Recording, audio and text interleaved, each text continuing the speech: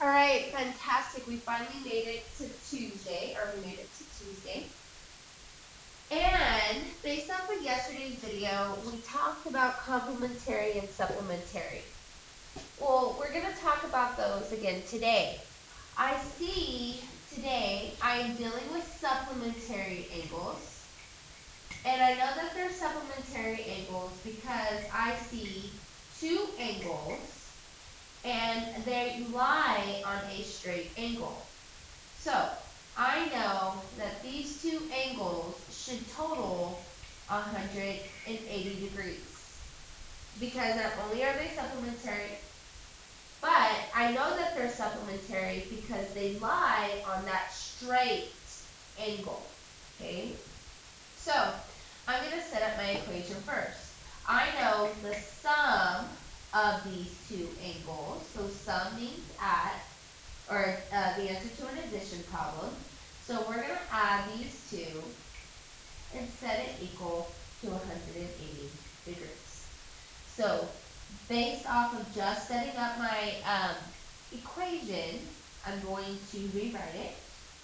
And here I have x plus 3 plus 49 equals 180.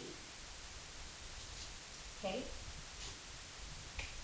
So what I'm going to first do is see if there's anything I can combine. Remember, I can combine like terms.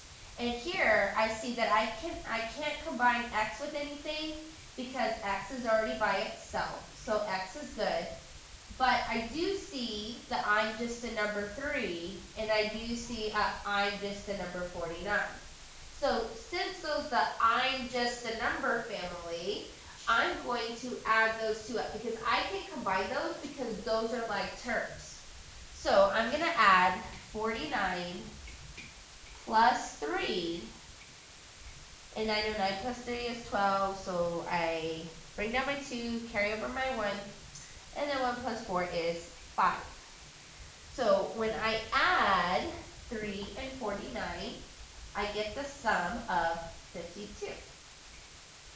So now that I've narrowed it down, I know that whatever x is plus 52 has to equal 180 degrees. Because remember, those angles lie on a straight angle. If they lie on a straight angle, then I know I'm talking about supplementary angles. Or sorry, two angles that lie on a straight angle. Alright, so now I'm going to look at my do and my undo. And my question is always, what am I doing to the variable? Well, to x, as you can see, I am adding 52 to x. So when I undo, I'm always going to take the inverse. So the inverse of addition is subtraction. So I'm going to subtract 52 from both sides to solve for x.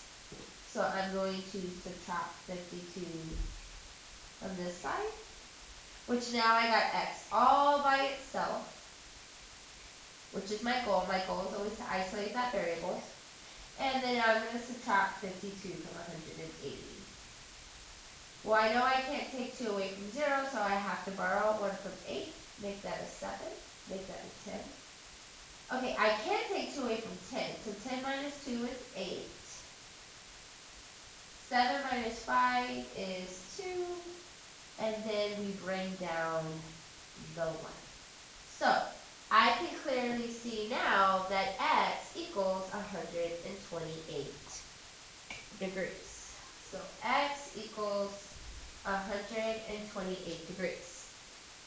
Now, I am going to check myself as well.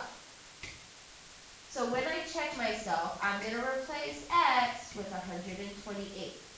So I'm going to put 128 plus 3, put it back inside parentheses, plus 49 should equal 180.